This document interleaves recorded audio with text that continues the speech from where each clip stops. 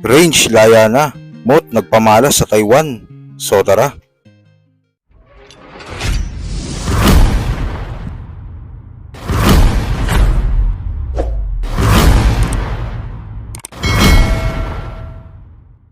March 17 nang mamaril si Range sa labas ng isang bar sa Cebu City.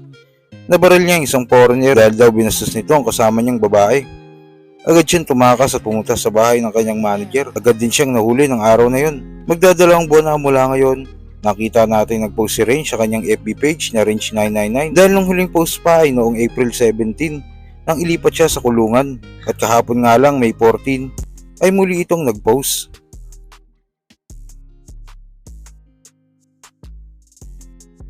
Sa kabilang balita naman, nangyari ng Andurugan 1 sa Taiwan kung saan lumaban ng mga battle MCs na mula sa Flip Top.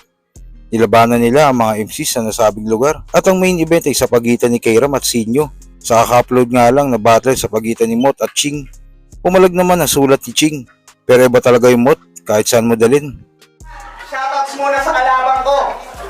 Mukhang stress. Ang payo ko, kumain ka. Kung bibigyan kita ng ulam, alam nyo kung anong ulam? Kanin niya. Kanin niya. Sa Taiwan, may napadayo ulit. Galing pang South. Paumanhin kung pang-sparring lang ang aking gamit na rounds. Okay naman yung TM at na-deal na amount. Kaso ang tingin ko na ouch. Pinabat ko kay Kairam, Sinyo, tapos sa akin, JK, nag-aami out. Suka ng balyena. Kaya tunay yung ipakita mo dito, rep. Pa, hindi yung nakikita ka lang dito kasi kikita ka ng pera. Kaya Mang Erling, palipadin mo na yung buong team nito na dito pa nag-guess. Ibigay mo yung expectation na hinahanap namin. Huwag kang magbibigay ng less. Ako magbibigay sa iyo ng rest sa kada suntok. Bigay yung best. Ako yung sira ng standing mo. Nagkakamali ka ng guess. Oh! Nakakaiwan tayo pero parang Thailander bumitaw. Sinisigaw niya lang yung dulo kaya yung mga tao napipilitan sumigaw. Oo, promo lang itong laban natin. Pero yung talunin ka, madali lang. Pero ang pinakamatibay kong katwiran, kahit manalo ako sa'yo, hindi counted sa standing ko kasi wala ka namang pilihan. Sinasabi ko na nga ba, puro pangingetoy lang yung dala sa akin. Mas nararapat na pighati iyong sabitin pagkatapos kitang babuyin. Di ba hinuhulugan ka ng barya sa noong sayad? Pwes dito na kita babasagin, no? Pighati, hulog, barya, basagin. Against nyo ba yun? Puta sana all may ipon. Ang tugain! Ikaw ay kumagat sa pain.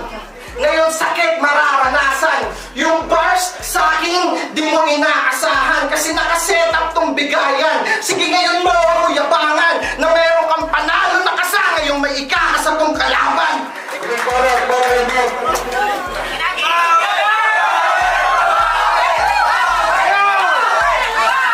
Mahihina daw yung mga taga-flip-top. Hindi ka ba nalakasan? Una sa lahat, ba't kami inimbitahan? Bago kong laban, may kondisyon at maayos na nilatag.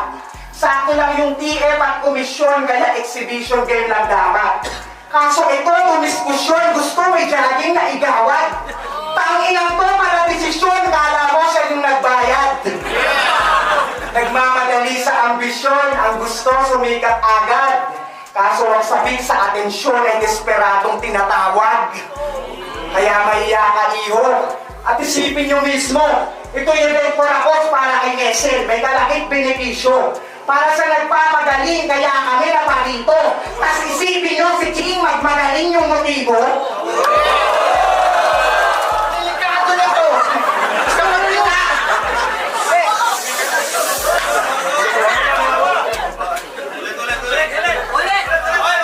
dihado ba ako? O delikado na to?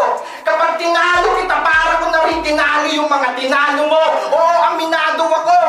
Ito yaking manifesting. Itong tiyang tigas mukha may pagka-manifest din, pero wag kang maangas. may araw ka din. Hindi sa lahat ng oras malakas yung pinapaulan mo na bara. May weather ka din.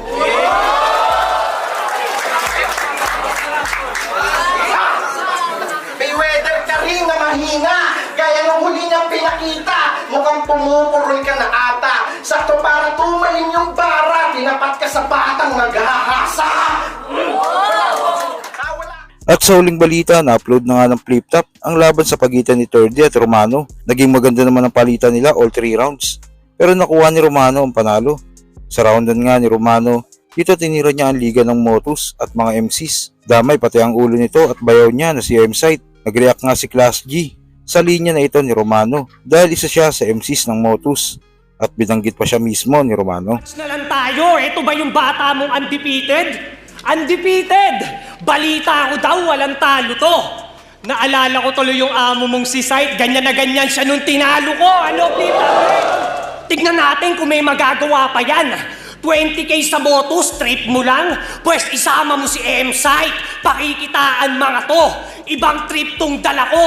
Hindi lang Manila to Davao, pagbubuhuling ko pa kayo. Kasi bukang bibig na mga yan, taga-Motus ako. Taga-Motus ako. Shit!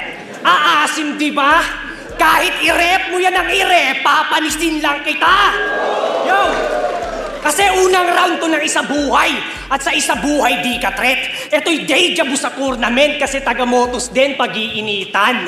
Aabuti ni third degree burn, di lang basta pagpapawisan.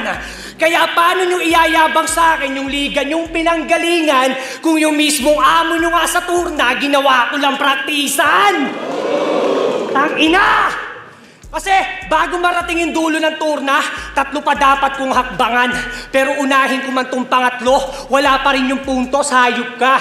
Tandaan mo, 3 step forward, yun ay violation na. Usapang basketball. Vince Carter, ramdam daw pagkasiko. Init mo ah. Ulol! Ganyan siya paglango. Sobrang Gigi ng tanga.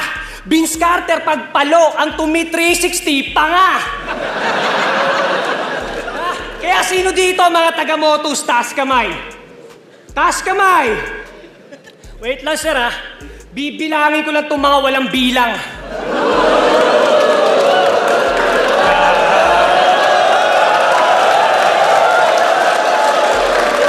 Simulan natin kay... basta! Sunod na dyan yung class o katana. Ngayon kayong magbida-bida. At natural lang na pag binibilang, dapat iniisa-isa.